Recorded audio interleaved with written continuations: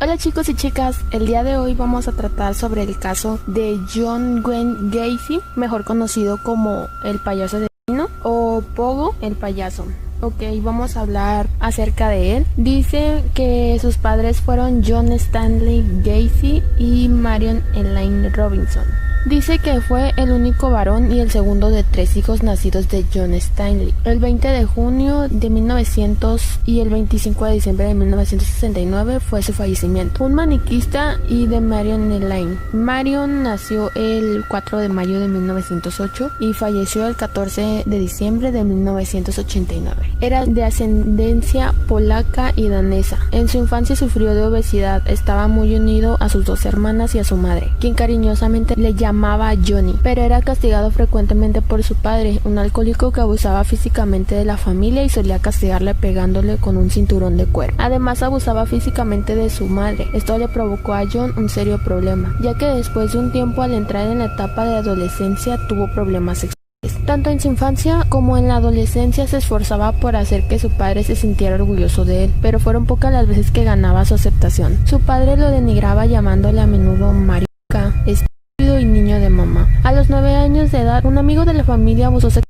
de él. Cuando tenía 11 años se golpeó en la frente con un columpio y como consecuencia se le formó un coágulo de sangre en el cerebro que pasó desapercibido hasta la edad de 16 años, cuando comenzó a sufrir desmayos. Su padre pensó que estos episodios eran un esfuerzo para dar lástima y le acusó de estar fingiendo. Se le recetaron medicamentos para disolver el coágulo. Asistió a 4 colegios diferentes, pero acabó abandonando todos los colegios y nunca se graduó. A la edad de 20 años, siguiendo el consejo de su padre, dejó su casa y se mudó a Las Vegas, en Nevada, donde trabajó en una funeraria durante 3 meses antes de volver a Chicago, donde se inscribió y se graduó en la Northwestern Business College. Obtuvo un puesto directivo mientras era aprendiz en la compañía de zapatos Nunn-Bush. Poco después de su graduación, en 1964 se mudó a Springfield, Illinois, para trabajar como vendedor. Allí conoció a su compañera Marilyn Myers y se casaron en septiembre de 1964. Después de terminar su periodo de aprendiz, ascendió a encargado del departamento.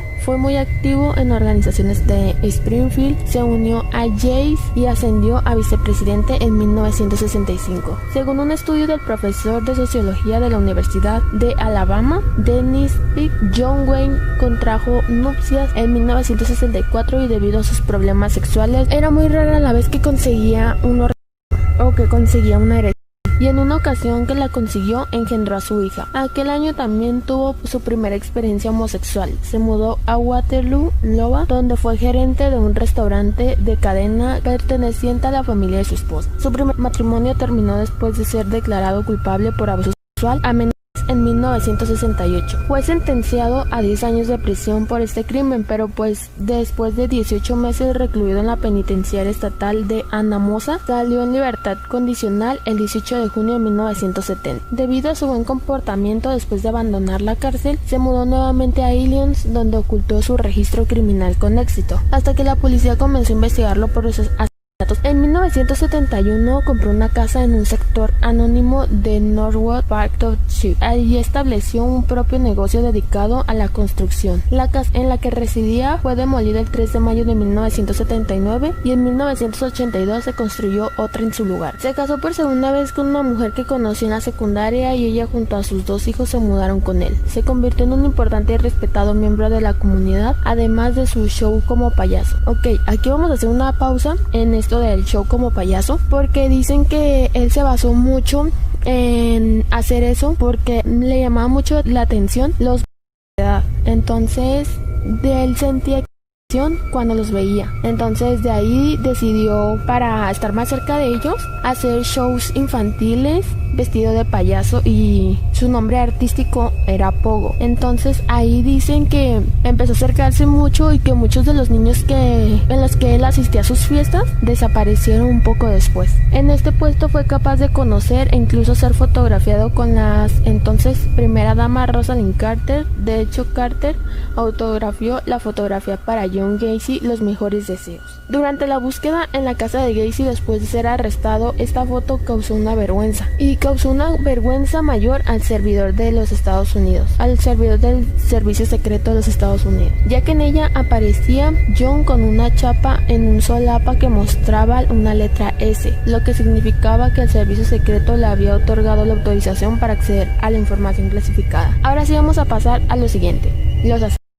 En 1977, David Daniel, que por aquel entonces tenía 28 años, declaró que John le ofreció llevarlo a la estación de buses, pero Daniel se rehusó. Entonces dijo que Gacy era muy insistente, llegándole a pedir 7 veces e incluso ofreciéndole marihuana.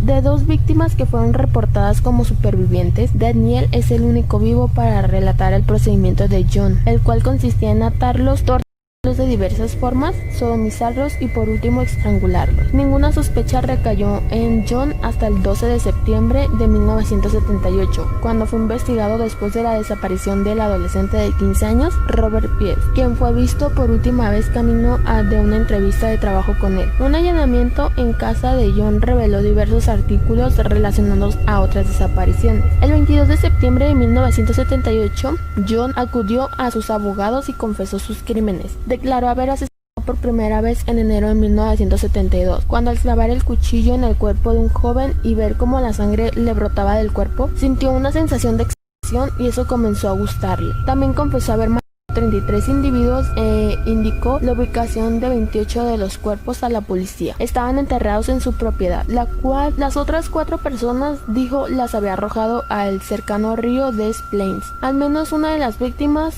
fue recogida en la estación de buses. Los individuos más jóvenes tenían solo 14 años y el mayor 21. 7 de las víctimas nunca fueron identificadas. Los cuerpos fueron descubiertos desde diciembre de 1978 hasta abril de 1979. Cuando la última víctima conocida fue hallada en el río Illinois. En 1998, mientras se realizaba reapariciones en el estacionamiento trasero de la casa de la madre de Gacy, las autoridades encontraron restos de al menos 4 personas más. Se encontraron muchísimas víctimas, 28 víctimas en el semisótano de John, que fueron donde las torturaba y las mataba y entonces las enterraba ahí. Entonces muchos de los vecinos dicen que John organizaba fiestas para que los vecinos no se dieran cuenta. Entonces después de esas fiestas los invitaba a los vecinos, pero los vecinos platican que, más bien argumentaron que en el sótano de John se desprendía un olor de carne podrida o carne echada a perder, o mejor dicho, como que olía a perro.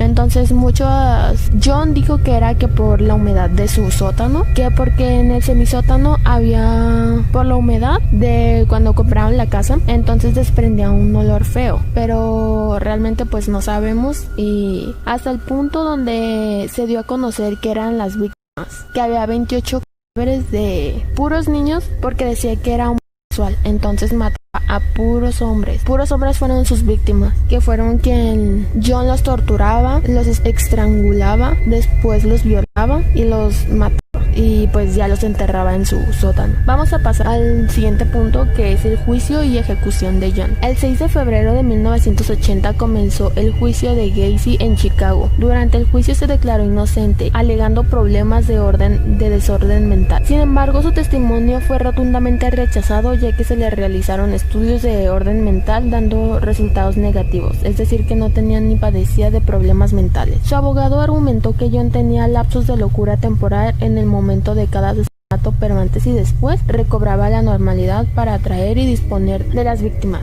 En un momento del juicio, la defensa de Gacy intentó afirmar que los 33 asesinatos fueron muertes accidentales, como parte de una asfixia erótica, pero el forense del condado de Cook mostró con evidencia de que estas afirmaciones eran imposibles. Además, John ya había confesado a la policía que era incapaz de suprimir tal evidencia. John fue hallado culpable el 13 de marzo y fue sentenciado a varias cadenas perpetuas y a varias penas de muerte. Fue ejecutado por inyección letal el 10 de mayo de 1994. Sus últimas palabras, que revelan su personalidad y no su arrepentimiento por sus crímenes, fueron estas: matarme no hará regresar a ninguna de las víctimas. El Estado me está asesinando.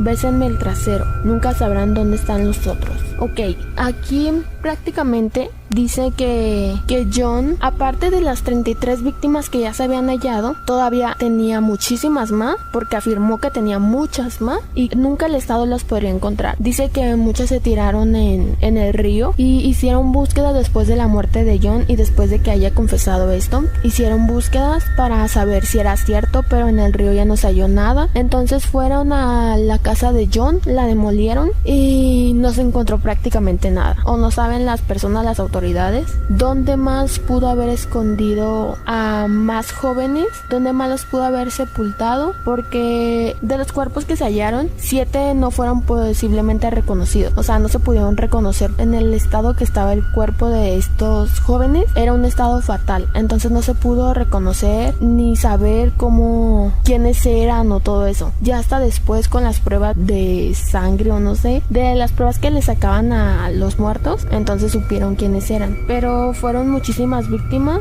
entre ellas Edward Lynch, Wattenwood Bowman, Donald Burtis. Edward fue violado en junio de 1967. Watten, él fue drogado y violado y estrangulado en el 5 de julio. O sea, prácticamente todas las víctimas fueron violadas por John. O sea que en su infancia, como fue violado él también, John fue violado por un amigo cercano a la familia. Entonces ya después, en su adolescencia, él incluso confesó que no podía tener erecciones, no podía tener orgasmos ni excitación con ninguna mujer. O sea, y cuando mataba a los muchachos, que sentía excitación y sentía erección, entonces los violaba y tenía orgasmos con ellos. Entonces, pues la verdad, hubo un punto en el que se consideró como homosexual, ya que le empezaron a atraer mucho los niños. O sea, aparte de homosexual, era un pedófilo, porque fue a puros menores de edad, bueno, entre la edad de 14 a 21 años, que fueron los que se encontraron como el más chico y el más grande de las víctimas. De 14 a 21 años le gustaban los jóvenes, entonces pues prácticamente fue un homosexual y un pedófilo, en pocas palabras. Pero pues ya se lo dejo a su criterio, chicos y chicas, ahí algo que ustedes quieran pensar sobre esto. Yo sinceramente, mi punto de vista es que fue muy trágica desde su infancia hasta su muerte, y también fue muy trágico todo lo que hizo. Entonces, de este caso de John se basaron para el payaso asesino, le pusieron el payaso asesino, de hecho le pusieron Pogo, así se hacía llamar, tenía shows infantiles y todo eso. Hasta aquí el video del día de hoy, chicos y chicas, así que si les gustó, dejen su like y suscríbanse, activen la campanita de notificaciones, y si quieren otro video sobre un caso más, déjenmelo saber en los comentarios. Nos vemos luego, bye.